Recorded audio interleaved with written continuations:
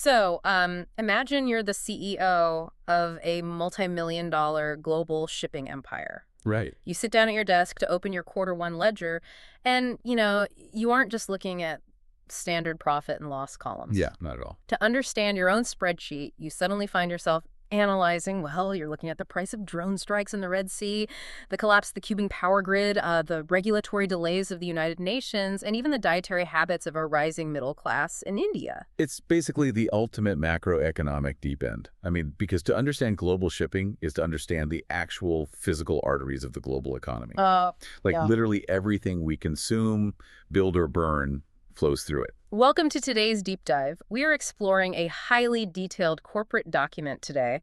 It's the Quarter 1 2026 newsletter from Precious Shipping Public Company Limited, or PSL for short. And the mission of this deep dive is to extract the critical financial data, their fleet operations, and the incredibly swooping geopolitical analyses provided by the company. But before we get into the actual numbers, I need to make something very clear to you, the listener. It is incredibly rare for a corporate newsletter to swing from granular vessel operating costs to, sweeping, highly charged statements on global conflict. Yeah, it really is unusual. This source material takes very strong global wars. So, as your guides today, our job isn't to take a side or endorse any of these politics. Absolutely not. We are here to strictly and impartially analyze how this company views the geopolitical chessboard and, how that worldview dictates their corporate strategy. Exactly. Our goal is to dissect the why and the how of the numbers and the narratives presented by PSL. We're treating their geopolitical views purely as the data points that they use to navigate a really chaotic market. Right. So let's start right in the ledger books with their Quarter 1 2026 financial performance in U.S. dollars. Because honestly, the numbers here are staggering. Yeah, they really are. For Q1 2026, PSL reported an EBITDA, which stands for Earnings Before Interest, Taxes, Depreciation, and Amortization of USD 18.27 million. That is a massive leap from the USD 8.33 million they reported in the exact same quarter last year. I mean, it's more than double. And you have to understand why EBITDA is the vital pulse check for a shipping company. Right. Why is that one metric so important? Well, it strips away the complex accounting magic, Yeah. things like depreciation and financing. It shows you exactly how much raw cash the physical ships are generating while moving on the water. Got it. And that cash translates directly to the bottom line. So their net profit came in at USD 3.41 million. Wow. Which is a total reversal from a net loss of USD 4.14 million in Q1 2025. And even if we strip out the noise, excluding exchange gains and non-recurring items, Yeah. the core net profit sits at USD 2.48 million. Again, that's compared to a core loss of USD 4.1 million previously. Yeah, massive turnaround. And the earnings per share came in at 0.07 Thai baht. But what I really want to know about are the daily earnings, because this blew my mind. Let's hear it. The highest earnings per day per ship hit USD 29,931. That's huge. Last year, that highest mark was only USD 16,203. I mean, how does a single ship suddenly command nearly 30 grand a single day? Right, so that specific metric, the highest earnings per day, it tells you about the absolute ceiling of the spot market. The spot market. Yeah, the spot market is essentially hailing a taxi for cargo. When global demand spikes and ships are scarce in a specific region, charters will pay a massive premium to secure a vessel right now. Oh, wow. So that ceiling nearly doubling shows incredible volatility and desperation in the market. But, you also have to look at the averages to see the baseline health of the entire fleet. Right, because one lucky taxi ride doesn't mean the whole fleet is rich. Exactly. The average earnings per day per ship was USD 12,528, and that's up significantly from USD 8,641. And they actually break this down by ship class, all on a gross basis before a 5% commission. Let's unpack those class numbers. Okay, so the small handy-size ships, excluding their 4 cement carriers, they averaged USD 9,369, up from 5,255. Nice job. The large handy-size averaged USD 13,225, up from 8,756. The Supermax class hit USD 11,487, up from 8,067. And the larger Ultramax ships brought in USD 14,279, up from 10,064. Every single asset class saw a massive bump. But revenue means nothing if your costs are eating it all, right? Right. What's fascinating here is the contrast between that massive jump in daily revenue and the relatively slight creep in operating costs. The operating cost per day per ship was USD 5,715. Okay. Compared to USD 5,425 in Q1 2025. Wait, I noticed a weird anomaly in those operating costs, though. Oh, yeah? Yeah, the dry bulk fleet specifically had an operating cost of USD 5,686. But then there's the tanker fleet. They acquired a single tanker, the Mayuree Naree, taken over on February 26th. No acquisition. Its operating cost was USD 8,372 per day, and it proceeded directly to dry dock for the remainder of the quarter, resulting in zero earnings to report. Zero earnings, yeah. Doesn't that just drag the whole average down? Why buy an asset that immediately bleeds money? Well, it does drag the average down temporarily, but this is exactly why you have to read the fine print.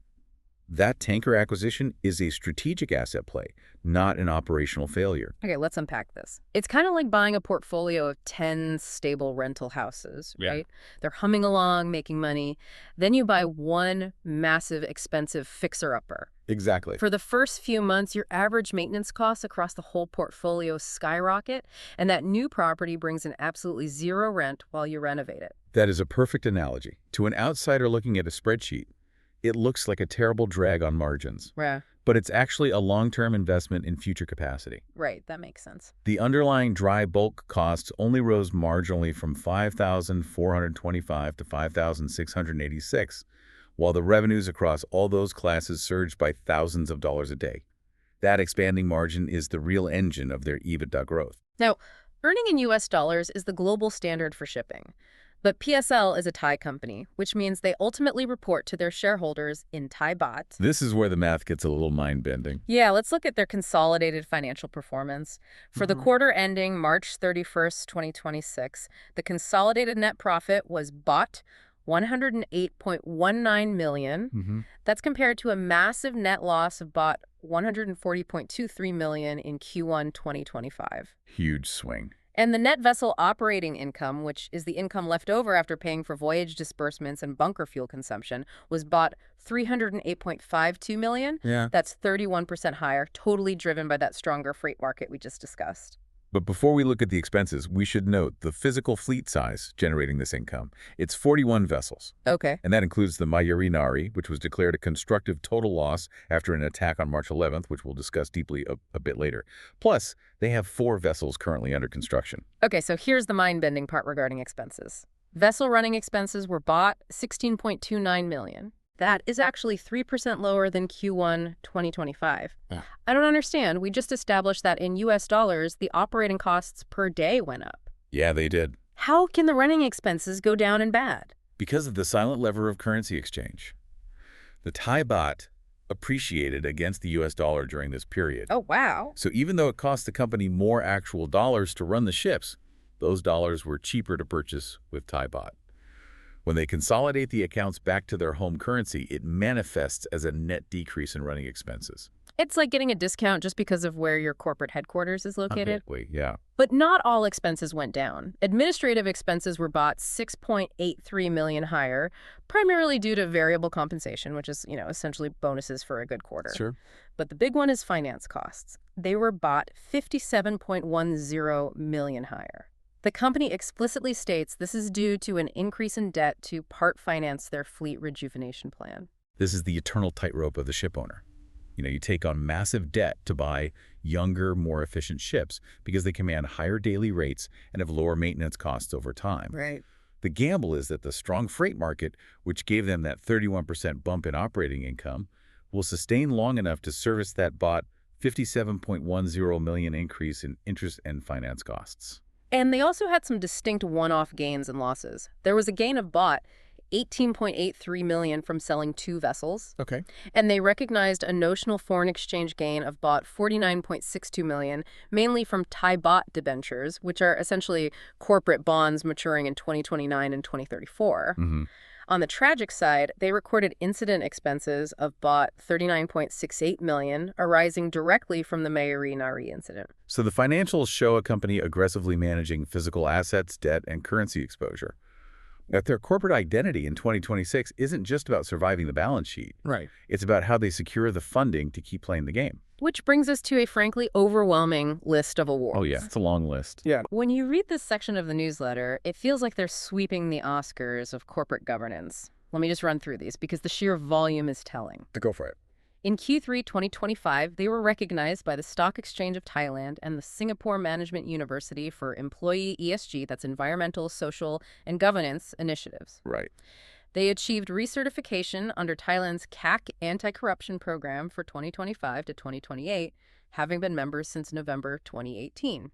On March 27, 2025, they received a Climate Action Leaders recognition from the UN office in Thailand. And the global indices are even more rigorous.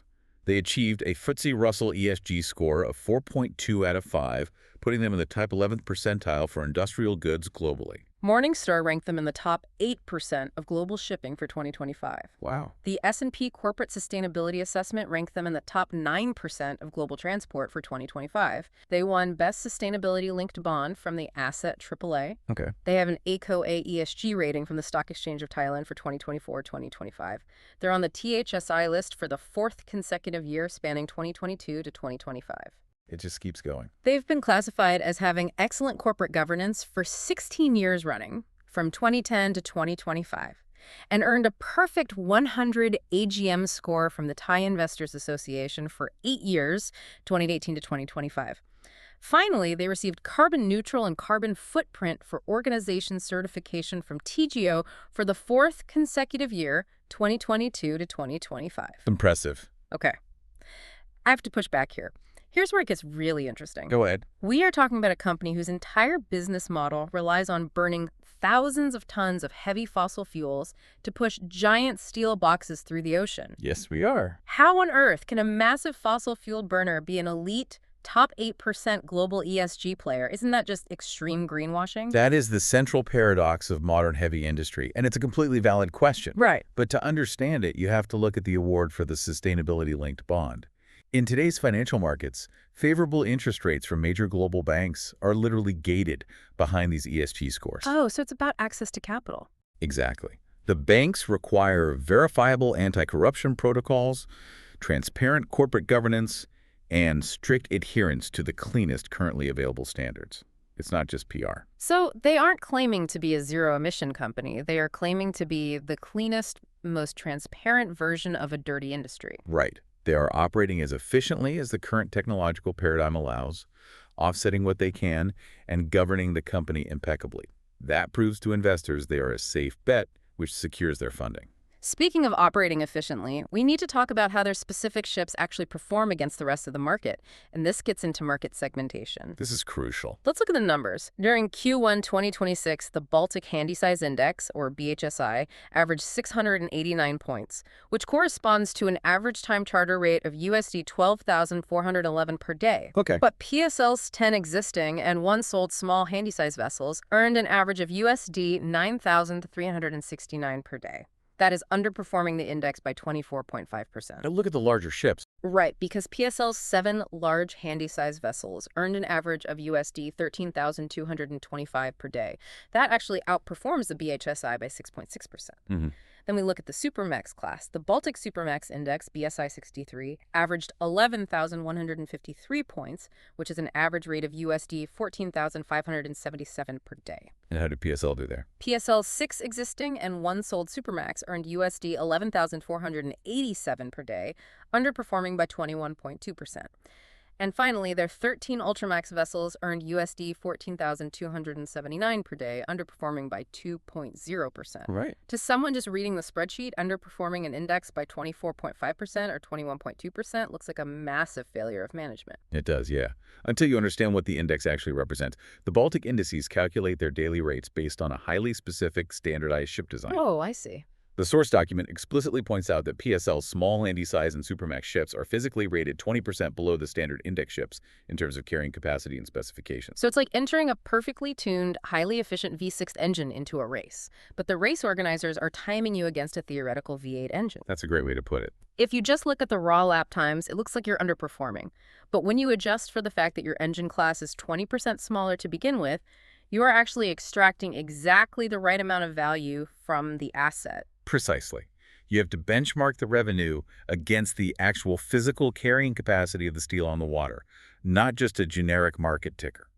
So we know how these ship segments perform on a daily basis against the index, but ship owners can't sleep at night if they are entirely reliant on the whims of the daily spot market, right? Definitely not. They need to secure long-term revenue, which is where the charters come in. This is the heartbeat of their financial security. Mm. The spot market gives you those wild USD 29,000 days we talked about, but long-term charters give you visibility and guarantee you can pay the bank. The newsletter states their forward 3-year rolling book is currently at 20.2%, representing a visible revenue stream of USD 177.8 million. Let's break down how this works year by year, because the strategy is fascinating. Okay, for 2026, they have 14,615 total available days across the fleet. They have fixed, meaning locked into a contract, 4,679 of those days, which is 32%. Right. The average rate for those fixed days is USD 14,939, giving a solid contract value of USD 69.91 million. Now notice what happens to the percentage of fixed days as we look further into the future. It drops drastically. In 2027, they have 14,600 available days, but the fixed days drop to 3,399, which is 23%. The average rate is slightly higher at USD 15,361, with a contract value of USD 52.21 million.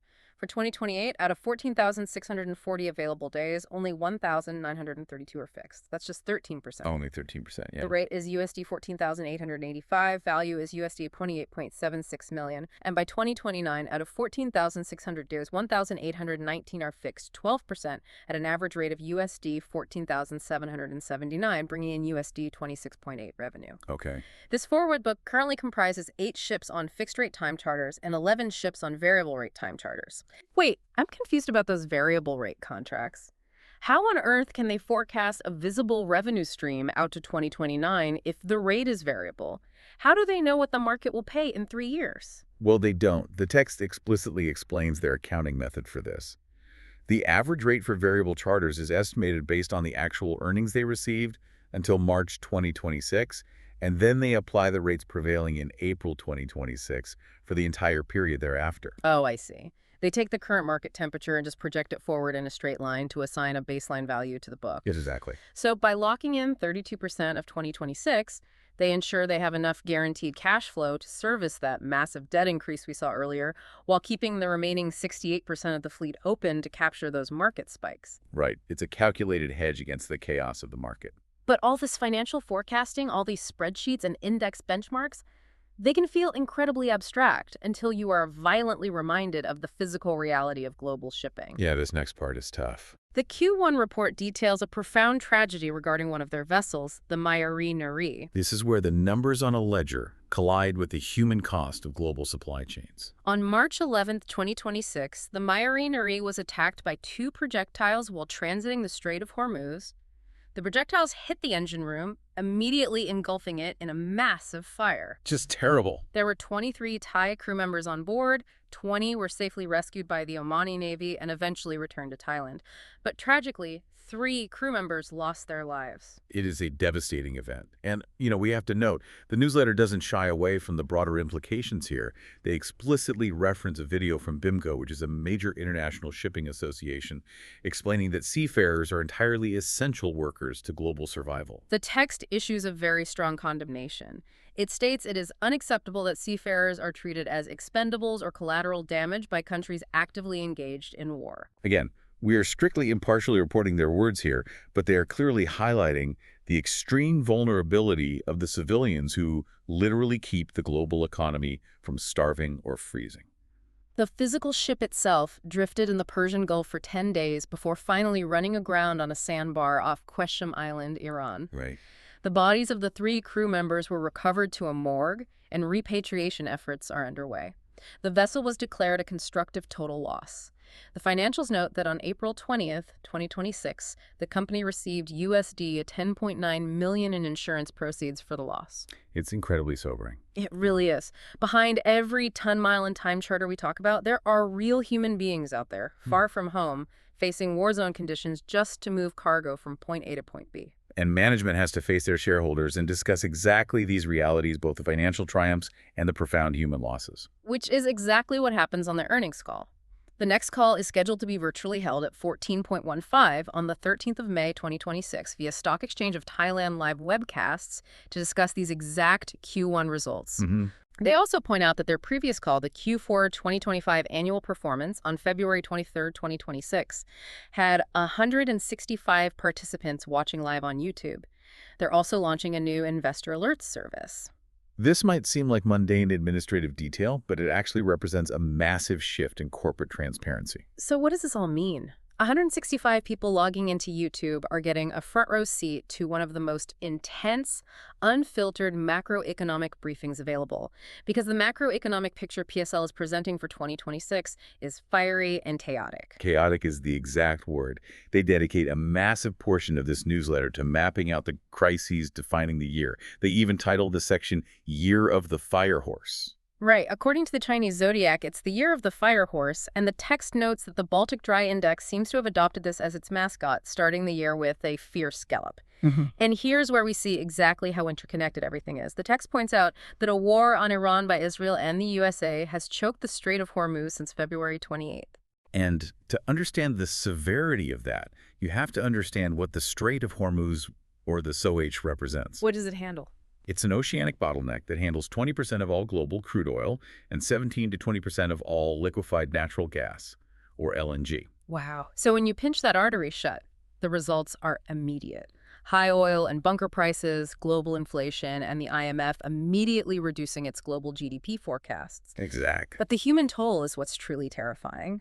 The text cites The Economist, warning that this specific war and disruption could result in 100 million people in Asia facing food insecurity. Yeah. PSL adds their own stark analysis, pointing out that another 100 million people living in the hinterland of the Persian Gulf are also at massive risk. Because these are people who import virtually all their food by ship. Without ships bringing grain or taking fertilizers out of the Gulf to grow crops elsewhere, famine becomes a mathematical probability. And compound that with the climate data they include. It's a super El Nino year, making 2026 likely the hottest year on record. Right, which destroys domestic crop yields, meaning countries have to import even more food, putting more strain on those exact same blocked shipping lanes. Okay, so how does the world adapt to losing 20% of its LNG overnight? The source notes the immediate stopgap energy is a brutal regression, a return to coal power. They literally call it the dirtiest fossil fuel. And paradoxically, that regression is a massive demand driver for dry bulk shipping. When the nation pivots to coal to keep the lights on, they have to import millions of tons of it across the ocean. The demand drivers don't stop there. The text mentions iron ore coming out of the massive new Simandou mines in China.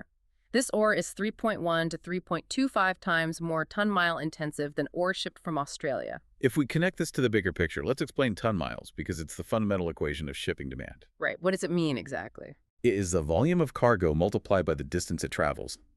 If a country buys 1 million tons of iron ore from Australia, that's a relatively short trip. If they buy that same million tons from a vastly farther location, the ship is occupied for 3 times as long. Supply tightens, rates go up. It's like a detour on the highway. Bad for the commuter in this case, food inflation, but it means the taximeter, or the ton-mile demand, keeps running higher for the ships. Right. The text cites an April 22, 2026 report from JP Morgan stating that regionalization will make geared ships the workhorses of the future. But while dry bulk owners are benefiting from this convoluted routing, other shipping sectors are making dangerous gambles. Right. The source notes absolutely crazy over-ordering of new ships in Q1 2026 compared to Q1 2025. Look at these numbers. Very large crude carrier, or VLCC orders, are over 100 compared to just 2 last year. That's a massive jump. Container ship orders are at 11.6 million TEU 20-foot equivalent units compared to 8.7 million. Gas carriers are at 52.4 compared to 59.7 million cubic meters. Car carriers at 1.1 compared to 1.7 million car equivalent units. And dry bulk. Dry bulk ordering is relatively sane. It sits at 140.8 compared to 129.8 million deadweight tons. They are actively hoping dry bulk retains its title as the least ordered sector to prevent an oversupply crash. To capitalize on this galloping market, a company has to continually upgrade the physical vessels making these trips. This brings us to their fleet renewal strategy. They've been aggressively churning the fleet. They sold 4 non-eco ships in 2024 and another 4 in 2025, 2 of which were delivered to the buyers in 2025 and 2 in January 2026. Okay. On the buying side, they took in 5 second-hand eco ships of around 40,000 DWT in 2024. They purchased 4 Ultramax new builds from the Taizhou Sanfu shipyard in China, delivering 1 per quarter throughout 2026. They took 3 modern Ultramaxes in 2025, one from China, 2 66,000 DWT ships from Japan, and they purchased 2 resale 66,000 DWT Yamek China Ultras, delivered on January 15th and 19th, 2026. So the obvious question is, why this specific mix? Why buy secondhand eco ships and a few standard new builds while selling the old non-eco ones? Here's why. The text lays out the logic clearly. It reduces the average age of the fleet and lowers the overall carbon footprint. But the real insight is what they are actively choosing not to do. Wait, this goes back to my ESG question earlier. If they want to be green, why aren't they ordering cutting-edge, zero-emission, green-fueled ships? Because the infrastructure simply doesn't exist to support them yet, particularly for the specific routes PSL sails. Ah, the text explicitly points this out. Geared ships, which have their own cranes on board, often travel to remote, underdeveloped ports. Getting future green fuels like methanol or ammonia at those obscure ports is practically impossible right now. Right. Plus, installing green engines increases the capital expenditure of building the ship by 20 to 30%. And right now, charterers aren't willing to pay a premium daily rate to rent a green ship. So their strategy is intensely pragmatic. Buy efficient ships less than 10 years old, order a few standard new builds, sell the oldest, most polluting ships, and wait. They're waiting for the green fuels to crystallize. And then there's a total curveball in their fleet renewal. In Q1 2026, they bought an MR2 product tanker, the Mayuree Naree.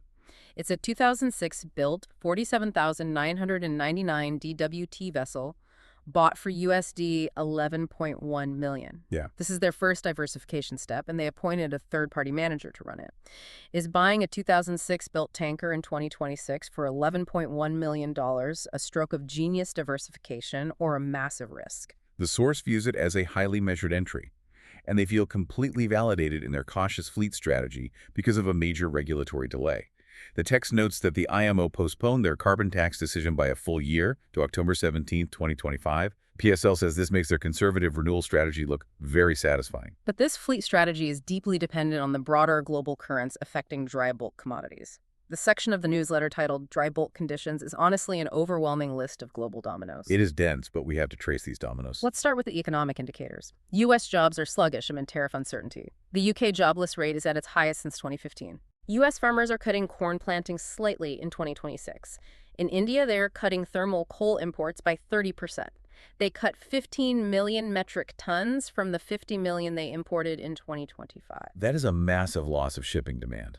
But you have to look at the other side of the world to see the corresponding demand shocks. Brazilian farmers are facing severe fertilizer shortages directly due to the Middle East war. Because they're dependent on the Gulf. Right. The IEA warns of an oil deficit. The Qatar energy minister warned oil could hit $150. U.S. power rates are already up 5%. And again, trace the mechanics. The Strait of Hormuz handles 20% of global oil in LNG. When that is threatened, panic sets in. The source notes that the U.S. even issued a 30-day waiver for stranded Russian oil, actively easing sanctions to calm markets. Because the spot LNG prices doubled. Meanwhile, China has a $1.2 trillion trade surplus. Their iron ore imports in Q1 are up 10% to 210.02 million metric tons. Yep. But they banned refined fuel exports in March. Insulating themselves. In Cuba, the national power grid collapsed. Germany faces a 40 billion euro hit if oil stays at $100. India's Reliance bought 5 million barrels of Iranian crude. Australia's reserves are at 30 days for diesel and jet fuel, 39 days for petrol. I want to pause on the fertilizer crisis because it perfectly illustrates the compounding nature of these events. The text lays it out. Fertilizer production costs are 70% energy.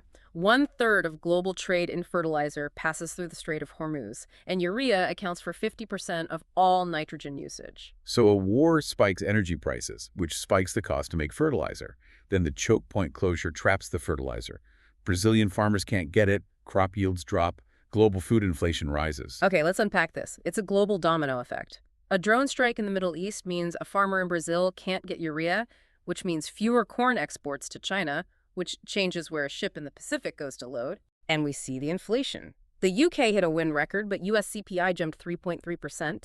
The World Steel Association forecasts global steel demand growth of 0.3% in 2026, reaching 1,724 million metric tons, and 2.2% in 2027 to 1,762 MMT versus 1,719 MMT in 2025. The energy supply side is grim. The IEA says oil supply plummeted 10.1 million barrels per day in March, while demand is only expected to fall by 800,000 barrels. And Xi Jinping rebuked the U.S.-Israeli war. Russia is making BRICS food reserves. The IMF cut its global growth outlook to 3.1% with an adverse 2.5% scenario. El Nino returns in May 2026. BP's Q1 profit hit $3.2 billion, and the U.S. war in Iran has cost $25 billion so far. It is a relentless list. But the central theme is the Strait of Hormuz closure causing extreme volatility in energy, cascading into fertilizer costs, threatening global food security, and shifting bulk routes. All these global dominoes directly feed into the BDI factor. This is where we quantify the impact on physical cargo flows. The forward order book to fleet ratio to the end of 2029 is 12.57%. Ships over 20 years old make up 11.68% of the fleet. Q1 2026 world steel was 459.2 million metric tons, which is down 2.3%, China down 4.5%, India up 10.8%. But the true story of Q1 is found in China's agricultural import shifts. Listen to these numbers.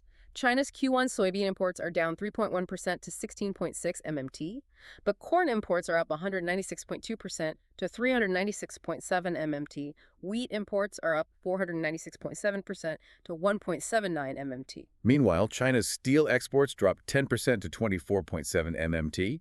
Their PMI was 49.6 and GDP grew 5.0%. That wheat increase shows the nation hoarding food supplies as a hedge against global instability. When the text points out China's 1.4 to 1.6 billion barrels of strategic oil reserves, they prepared for this exact supply shock. Let's look at what Clarkson's projects. Clarkson's projects ton-mile demand to increase 2.4% in 2026 and 1.2% in 2027. Okay. Net supply growth is 2.6% for 2026 and 3.7% for 2027. But EEXI and CII cuts supply by 3.5% in 2026. Which exploded the Q1 index averages. Capesize averaged 22,982 today, up 76%. Panamax 15,395%. Supermax $14,577, up 41%. Handysize $12,411, up 37%. And this is against IMF forecasts of global growth at 3.1% in 2026 and 3.2% in 2027. US at 2.3% and 2.1%, China 4.4% and 4.0%, India 6.1% and 1.2%, emerging economies at 3.9% in 2026. Finally, recycling in Q1 2026 was 1.22 MDWT versus 1.11 MDWT in Q1 2026. While demand factors are soaring, we must look at the actual physical supply side of ships on the water. Because a ship ordered on paper doesn't move green today. Exactly. At the start of 2026, the global fleet was 1,061.38 million deadweight tons.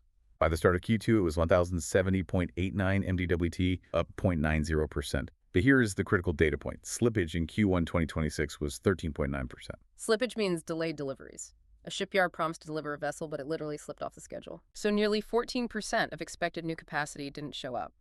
The net fleet growth is projected at 3.29% by the end of 2026 to 1,096.32 MDWT.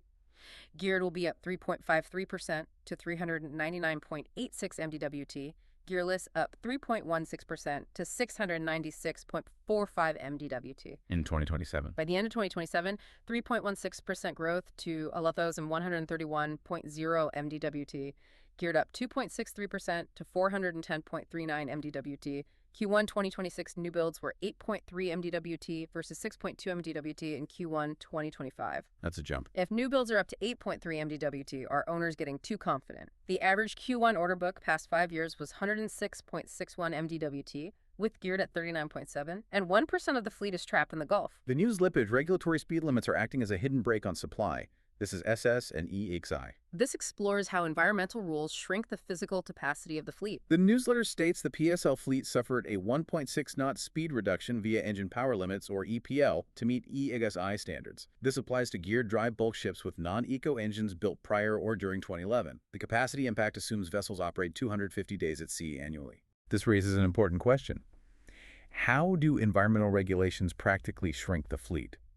Because slower ships mean fewer voyages per year. It's like a national highway speed limit, dropping from 70 to 55. Suddenly, you need more trucks to deliver the exact same amount of goods in the same time frame. And if slowing them down wasn't enough, mandatory maintenance is pulling ships out of the water. Right, the Geared Fleet SS impact.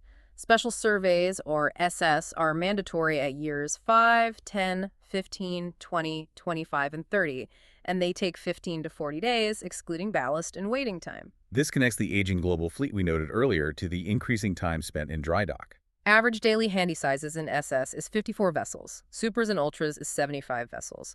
Geared bulker supply declined by 2.2% in 2025 and is projected to decline 2.2% in 2026 and 2.4% in 2027. This is compared to 1.7% in 2024. Older fleets mean longer, more frequent special surveys. So between speed limits and 129 geared ships offline every single day for maintenance, the supply is incredibly tight. But all that math assumes the ships can sail where they want to. Geography has other plans. Chokepoints. Clarkson's data on world trade passage. 24% Malacca Straits, 11% Strait of Hormuz, 9% Suez Canal, 4% Damish Straits, 3% Bosphorus, 3% Panama Canal. These are single points of failure. The SOH exports 20% of oil and gas and 33% of fertilizers. And it's been closed since February 28, 2026, due to the U.S. and Israel bombing Iran. We're seeing the fragility of global trade. Again, we're impartial on the actors, but the economic impact is real. Why does modern shipping still rely so heavily on a handful of narrow straits? Can't we route around them? Not if the cargo originates inside the Gulf. The global friction over these choke points and wars has even drawn in the highest spiritual leaders. Pope Leo XIV. The text notes that the Pope, the leader of a 1.4 billion member church, spoke out forcefully against war after Trump's direct attack on him. Right. During a four-nation Africa tour, the Chicago-born Pope blasted neo-colonial world powers. Defense Secretary Hegseth compared Trump-hating reporters to enemies of Jesus. The Pope also spoke out against wealth inequality. It shows how geopolitical tensions have permeated every layer of society, including religion. It reflects the severity of the 2026 global landscape. And obviously, we reiterate strict neutrality regarding the political figures mentioned here. It highlights the source's broader thesis that the international world order is fracturing at every level. This fracturing of global consensus is acutely visible in the shipping world's attempts to regulate itself. IMO and Regulations. The Global Maritime Forum Annual Summit 2025 in Antwerp. IMO Secretary General Arsenio Dominguez pushed a net zero framework, or NZF. But the Trump administration forced the MEPC to delay the NZF vote by 1 year to October 2026, opposing the $11 billion to $13 billion a year carbon levy. This is the conflict between global environmental goals and national political agendas. The source suggests a market-based alternative. Phase out all ships over 20 years old and mandate only zero-emission new builds after a certain date. MEPC no. 84 meets in London in April-May 2026, and the GMF in Shanghai in October 2026 to push Asian influence. The source's alternative proposal, banning 20-year-old ships, would artificially tighten supply massively without a carbon tax. So instead of taxing the smoke, they're suggesting we just mandate that the oldest, smokiest chimneys be torn down. While regulators debate the future of ships, the future of the human race is fundamentally shifting cargo demand. Population. 2024 population was 8.2 billion. Projected 2030 is 8.5 to 8.6 billion. 2050 is 9.7 to 9.8 billion. Peak will be 10.3 to 10.4 billion in the mid-2080s, declining to 10.2 to 10.3 billion by 2100. By 2061, we hit 10 billion, with India peaking at 1.7 billion. Over 60 countries currently seeing population decline. This is population momentum. Even with falling fertility rates, the sheer number of people in reproductive age pushes the peak to the 2080s. If populations are declining in 60 countries, why is shipping demand for minor bulks still projected to rise so much? The answer lies not just in how many people there are, but how they live. Urbanization. Urban population is rising from 55% in 2018 to 68% by 2050. Cities with over 1 million people will jump from 275 in 1980 to nearly 1,600 by 2080. India, China, Nigeria account for 35% of urban growth. And the trend of single-person homes. Stockholm was over 50% in 2017. Every single-person home requires its own white goods, transport, and furnishings. One family of 4 in a rural area uses far fewer resources, steel, cement, consumer goods, than 4 individuals living in 4 separate urban apartments. Here's where it gets really interesting. Urbanization acts as a massive multiplier for dry bulk shipping because every microwave, bed frame, and moped requires raw materials transported by sea. But this urbanization and wealth creation is not distributed evenly. Inequality.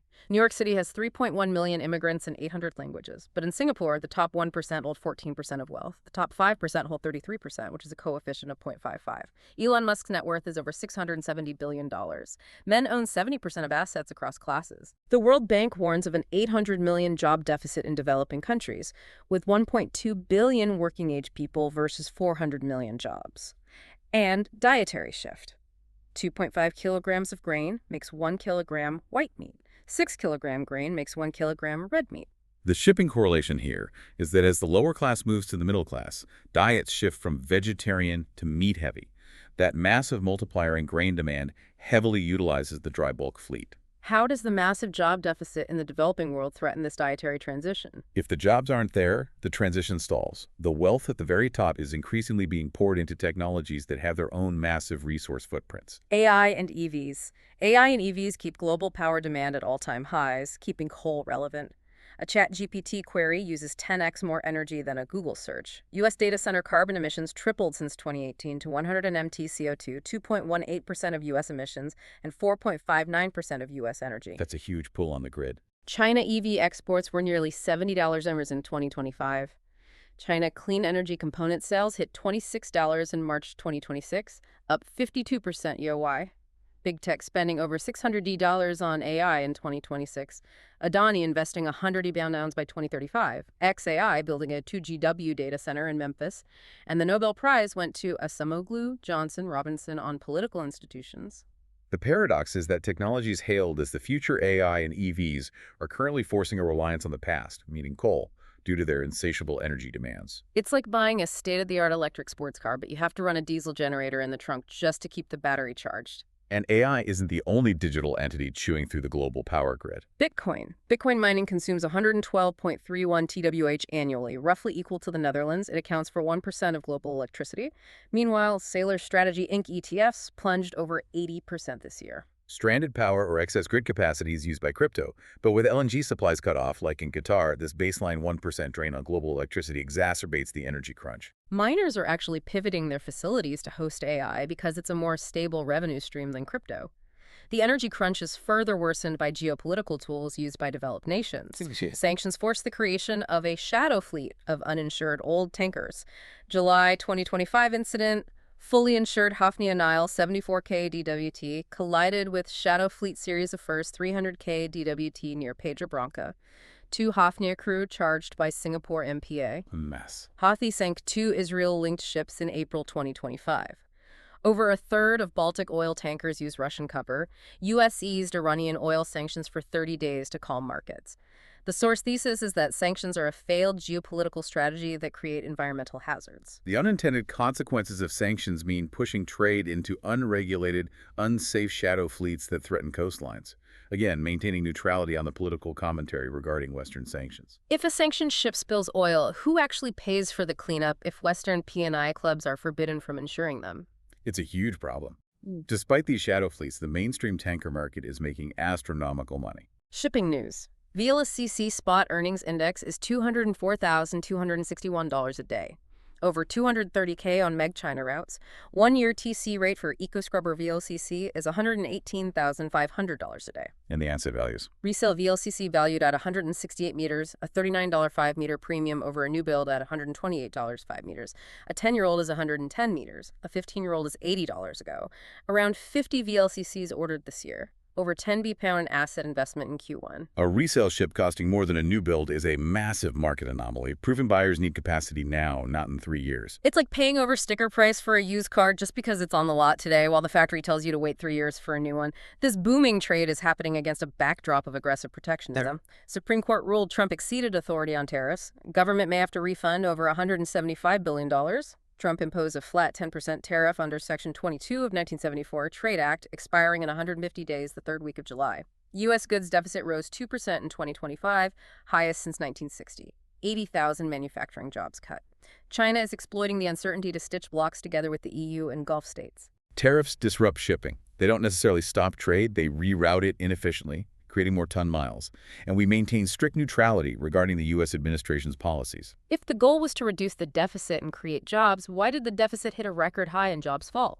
Tariffs are economic battles, but physical, devastating wars are reshaping the globe. Wars. NATO is asking Germany for 7 brigades, 40,000 troops. Japan signed a $6.5 BN deal for Australian warships. India remittances. 135 e-balance in 2025, with 38% from GCC, where 8.9-meter Indians live. All airlines carry 13 of Indian outbound flyers. Reconstruction costs. Gaza reconstruction. 61 million tons of debris. 21 years and $50 just to clear it. Economy shrank 83%. Total needs $52 billion. Ukraine reconstruction. $524 billion over 10 years. Direct physical damage, $176 billion. 2025 urgent needs, $17.3 billion. The staggering math of reconstruction, $52 billion for Gaza, $524 billion for Ukraine. That represents millions of tons of cement, steel, and dry bulk materials that will eventually need to be shipped. The tragic duality. Wars destroy economies and lives, but the eventual reconstruction triggers massive shipping demand. While man-made destruction is devastating, nature itself is increasingly acting as a volatile force multiplier. Climate change. Global militaries account for 5.5% of emissions. Global renewable power reached 5,149 joule/BW at end of 2025, up 692 joule/BW. China deployed more clean power than fossil fuel for the first time. We've had an 11-year series of hottest ever years. Trump plans to rescind 2009 CO2 health danger findings. Extreme weather. Kenya floods left 42 dead. Ethiopia landslides 70 dead. Nebraska wildfire burned over 600,000 acres. Spain and Portugal hit by their 8th storm. Climate change impacts shipping by destroying local crop yields, forcing nations like China to import grain from further away. To wrap up the macro picture, extreme weather disrupts local supply, forcing global reliance. A drought in one hemisphere means a bulk carrier has to sail from the other hemisphere to make up the food deficit. Again, neutrality on the political figures mentioned. If climate change creates more unpredictable weather, does that mean the shipping industry is permanently locked into an era of high volatility, high profit chaos? It certainly looks that way. Briefly, thank you to the listener for joining this massive 27-part journey through PSL's Q1 2026 newsletter, from granular EBITDA numbers to the philosophical realities of war and climate change. I'll leave you with a provocative thought. If shipping is the invisible backbone of the world, are the ship owners actually the most accurate macroeconomists on the planet? Their money is literally on the line with every geopolitical shift. Keep questioning the currents that move the world.